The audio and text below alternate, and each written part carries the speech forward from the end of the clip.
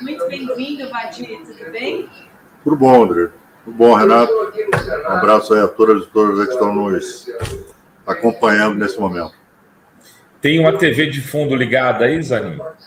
Zanin. Tem, eu estava assistindo aqui a sabatina. Eu vou diminuir. Não, eu vou diminuir. Peraí, só um instantinho. Zanin, aí, eu já tô te mandando para o Supremo, Vadir. Dá uma baixadinha aí. Só um momentinho. Já eu vou conversar com o Vadir, secretário nacional do Ministério da Justiça, ex-presidente da OAB do Rio de Janeiro, ex-deputado federal. Então, já começar com essa pergunta, né, Ruvai? O que você está achando até o momento agora dessa sabatina do Zanin? Olha, acho que ele foi bem até agora nas respostas, na intervenção dele. Sabatina no Senado, tirando um ou outro senador, né? Isso é tradicional, que se coloca no campo de oposição ao presidente, como é o caso do Sérgio Moro, normalmente faz essa ou aquela pergunta mais dura, né? Mas normalmente a sabatina é diferente da sabatina no Senado americano, né? Que lá eles botam para quebrar. Aqui no Brasil, nem tanto, né? Então, acho que o Cristiano vai passar bem hoje, aí, sem maiores percalços. Ô, Vadir, você teve uma relação de trabalho, de coleguismo com o Zanin durante o percurso da defesa do presidente Lula, antes da prisão e durante a prisão. Você teve negociando, inclusive, junto com o Emídio, se não me engano, a ida do Lula na hora de ser preso em Curitiba para sair da Polícia Federal aqui de São Paulo até Curitiba de avião, percurso, tudo isso. Como é que é o Zanin? Como é que é esse Cristiano, como você falou aí, né? Ele é uma pessoa muito cortês, muito afável, isso eu já percebi aí nas relações, mas tem muita gente que fala assim, não se conhece nada sobre o Zanin, ele não deu opinião sobre nada, ele só defendeu o Lula. É isso mesmo? Renato, olha só, naquele período, né, eu conheci o Cristiano Zanin naquele período, um período em que o presidente Lula virou alvo, né, o alvo principal da Lava Jato. De fato, não havia... A conversa era sobre o processo, né? Eu não tenho uma convivência, eu não tive uma convivência nem anterior, nem posterior à Lava Jato com o Cristiano. A minha convivência com ele foi naquele período. E o assunto era o processo. Então, de fato, eu não conheço o pensamento dele acerca de outras questões, acerca do direito do trabalho, por exemplo, acerca de questões que não decorressem do que estava sendo debatido no processo, direitos e garantias individuais, devido ao processo legal, né, presunção de inocência, né? Isso eu conheço bem o pensamento. Desses aspectos eu conheço bem o pensamento dele, que é o mesmo do meu, né? Agora, em relação a outras questões, de fato, eu não posso te responder positivamente, eu não sei, né? Não sei porque eu nunca debati com ele outros assuntos, né? O assunto, como não poderia deixar de ser, o processo do presidente Lula.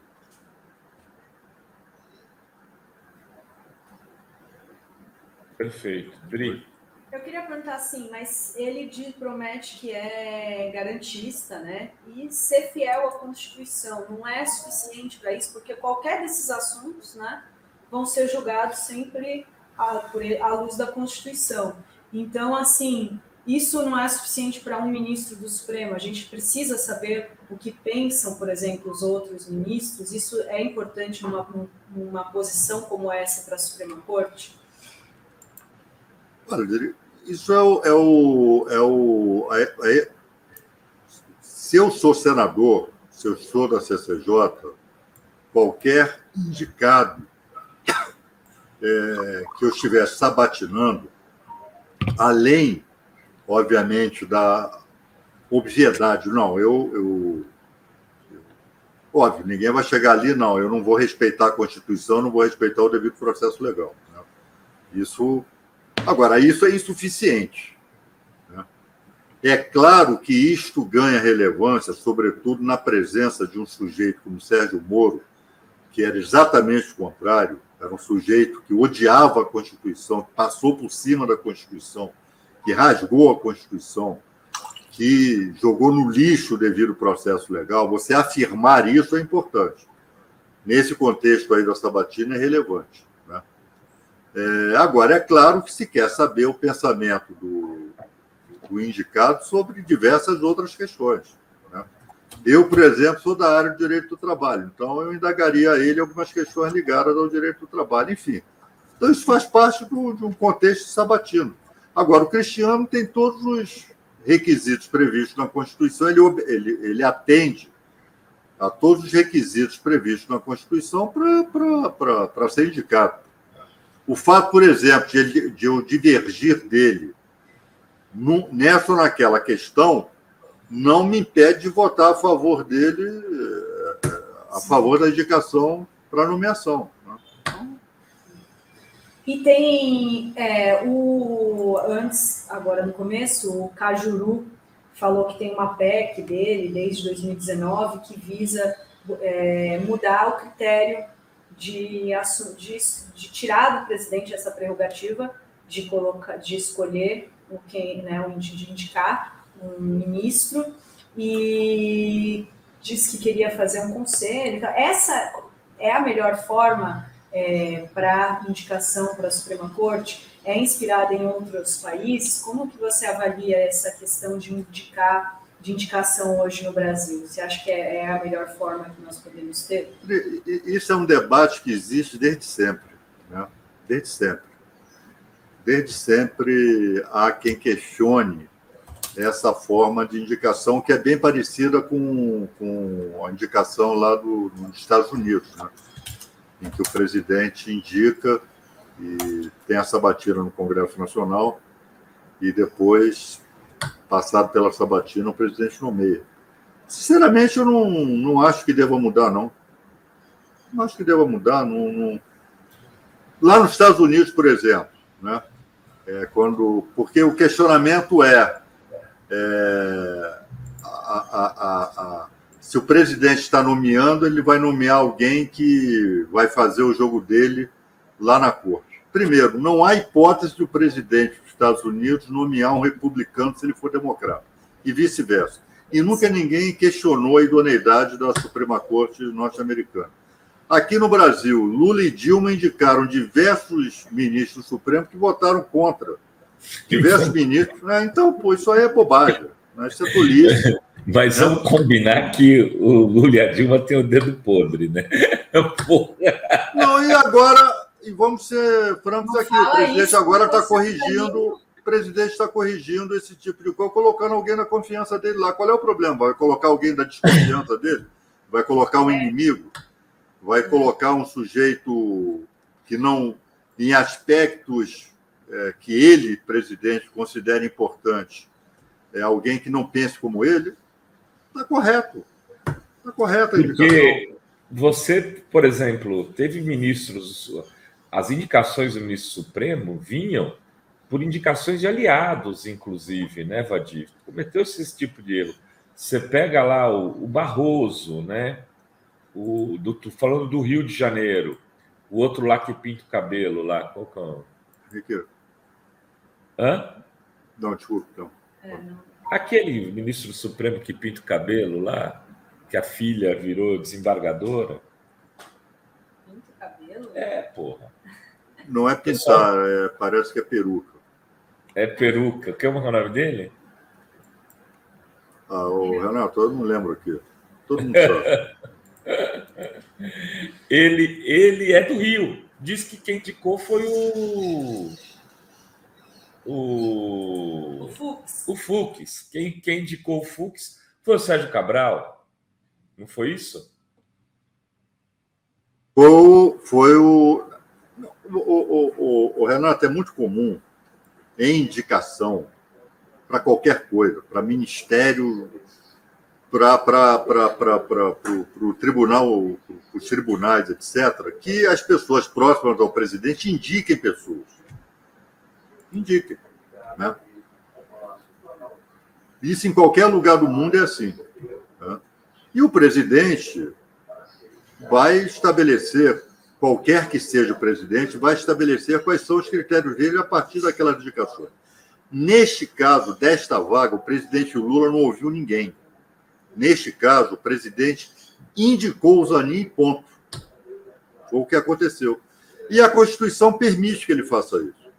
No passado, nos 2 primeiros mandatos dele, ele sempre demonstrou uma certa aversão ele achava que era burocracia, ele achava que não era importante, erradamente.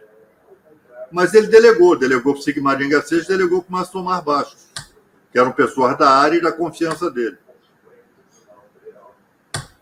E agora não, agora a escolha foi dele, exclusivamente dele. Cada qual age, não é? Cada presidente estabelece o seu critério para a escolha.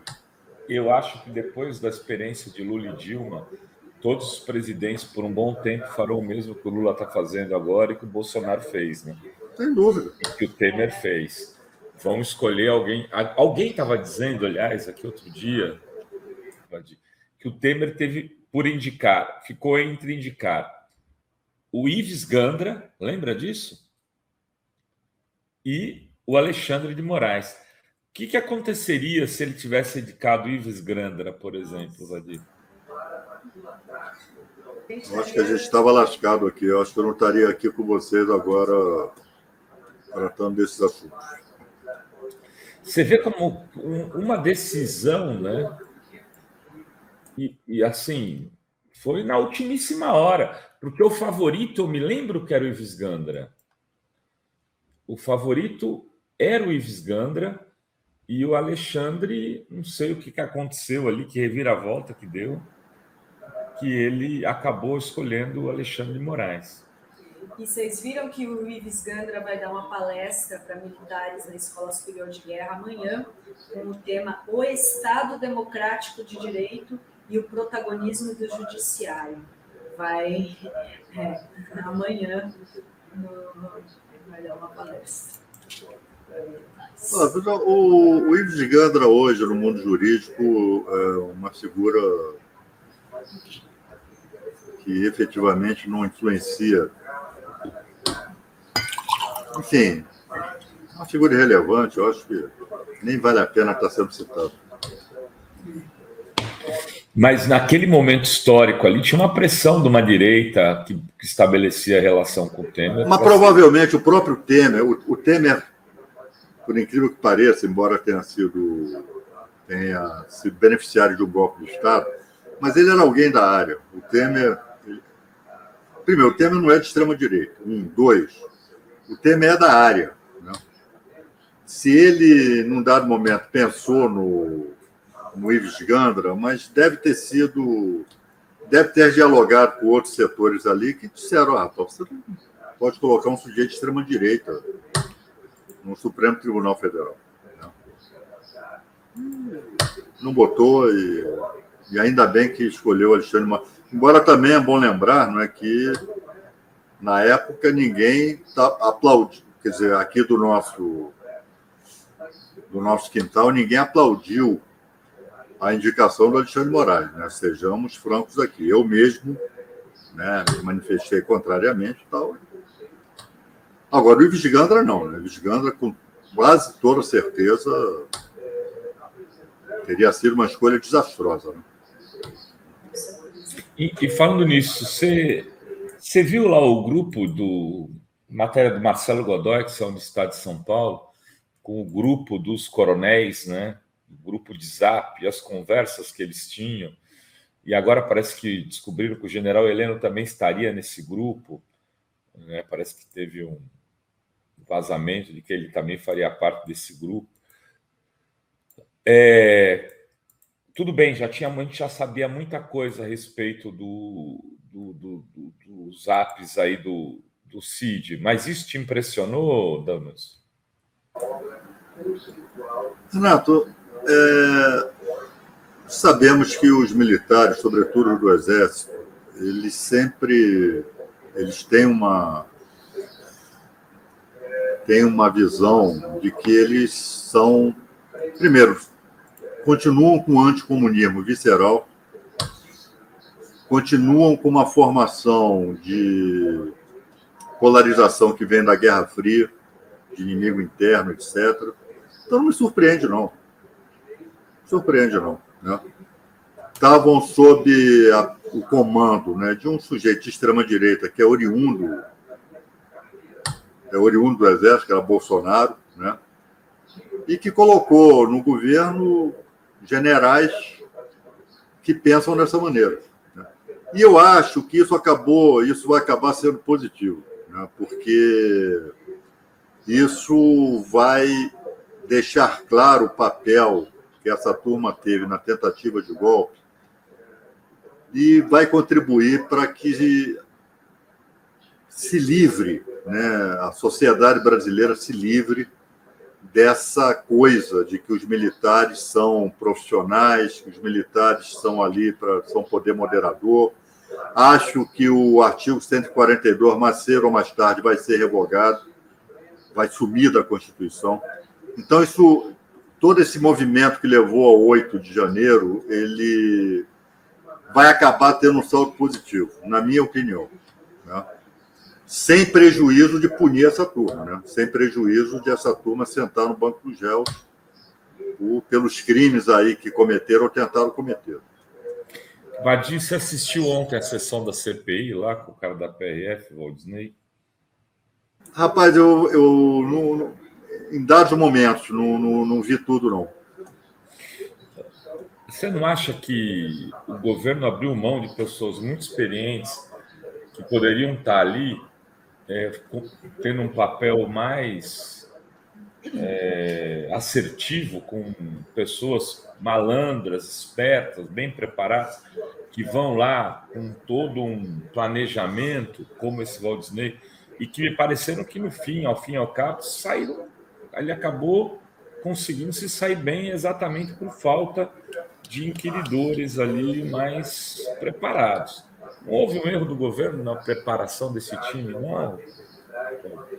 Olha, Renato, a decisão da Câmara. Eu não sei te dizer se o governo interferiu no PT, no PCdoB, enfim, nos partidos da chamada base aliada para a composição dos membros da CPI. Eu não sei te dizer. Agora, de fato, faltou apertar lá o sujeito, né? Faltou. Ele acabou ficando confortável.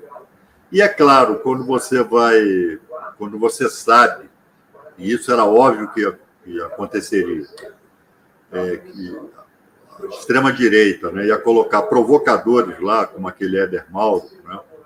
Isso é facilmente previsível. Então, isso, de fato, te obrigaria os partidos a ter um critério mais rígido, né? No sentido de colocar pessoas ali que saibam, que são pessoas que sabem enfrentar, pessoas que sabem inquirir. Eu acho que faltou, de fato, isso. Agora, não sei se foi um erro, não sei se o governo participou. Acho que não, viu, Renato? Quando eu estava lá, não tinha interferência, pelo menos que eu tenha conhecimento, não tinha interferência do governo para interferir, né? Não tinha interferência para a composição de CPI. Então... E o que você achou da convocação do general Gonçalves Dias, que também foi uma aprovação ontem, né, que a base do governo cedeu, em troca da convocação do coronel Lalande, né, que aparece naquela trama do golpe no celular do Mauro Cid? E o Gonçalves Dias tinha que ser convocado. Não teria cabimento lutar para que ele não fosse. Não tem cabimento. Ele era do GSI, aconteceu a invasão do Palácio do Planalto, ele era o comandante do GSI, então ele tem que prestar esclarecimento. Está certa a convocação dele. Então não haveria por que se mobilizar, se articular para que ele não fosse. E, Vadir, e a inelegibilidade do Bolsonaro amanhã, o julgamento começa amanhã, qual que é a sua expectativa? Estou perguntando para todos os nossos convidados aqui. Não, claro, tudo indica, né, que ele vai se tornar, né, inelegível. Agora, Dri e Renato, e por favor, quem está nos assistindo aqui, não faça a interpretação extensiva sobre o que eu vou dizer, mas eu acho que afora o contexto atual, a gente tem que começar a pensar sobre o que nós entendemos por soberania popular. Né? Porque agora é o Bolsonaro e todo mundo vai bater palma, eu vou bater palma, eu quero que o TSE o julgue inelegível, mas, mais uma vez, são juízes que vão decidir quem concorre à eleição, quem não concorre à eleição. Quando era com Lula, a gente ficava pé da vida. Né? E agora, porque isso, mas isto, agora é com Bolsonaro, amanhã volta a ser com a gente. Né? E aí você vê a palestra, você mencionou ainda agora, do Ives Gandra, o protagonismo do Poder Judiciário. O Poder Judiciário não tem que ter protagonismo nenhum. Né? E acaba tendo. E muitas vezes nós ingenuamente aplaudimos. Como é nosso inimigo, como é nosso adversário, a gente aplaude. Vocês sabiam que nos Estados Unidos, o Trump, por exemplo, se for preso,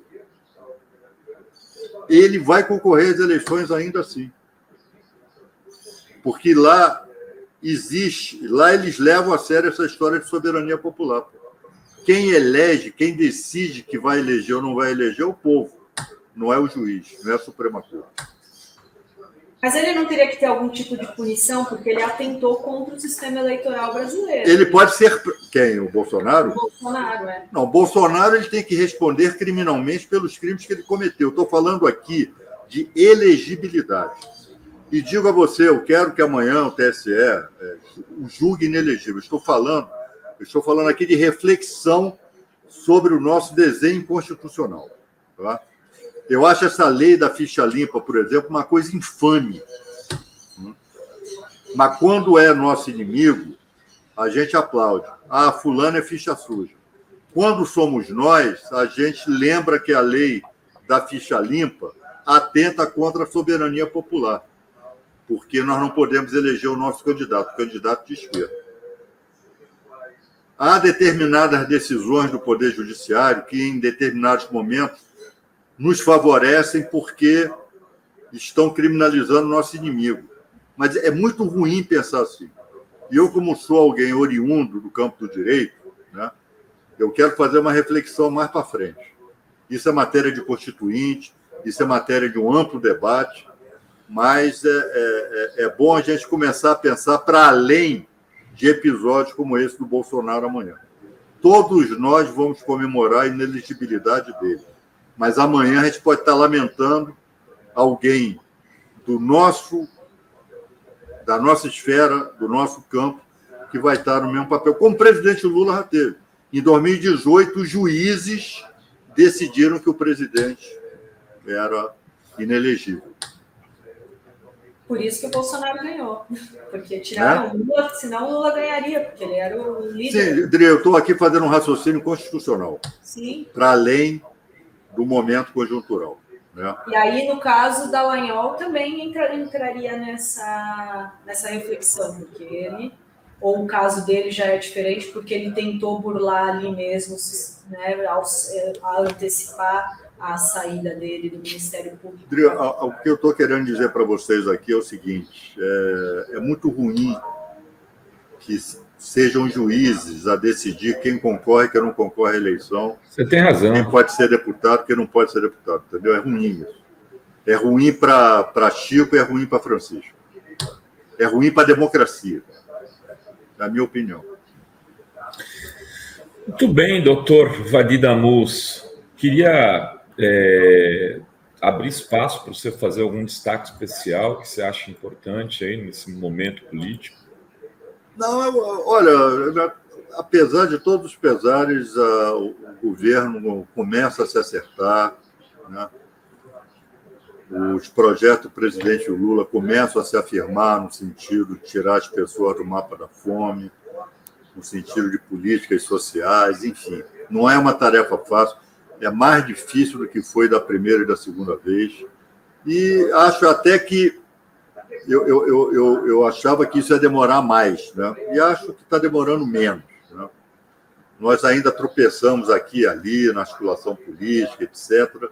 Mas, no final das contas, a gente começa a sair bem. Acho que vai ser um grande governo, né? Bom aí, hoje, o Cristiano vai passar aí com folga na CCJ, acho que vai ser um bom ministro. Enfim, acho que as coisas começam a dar certo, né? Não é fácil, não é uma tarefa fácil, é uma tarefa de reconstrução, mas acho que vai dar certo. Maravilha. Muito obrigada, Vadi. Salve, Vadi. Um abraço. Um abraço, amigo.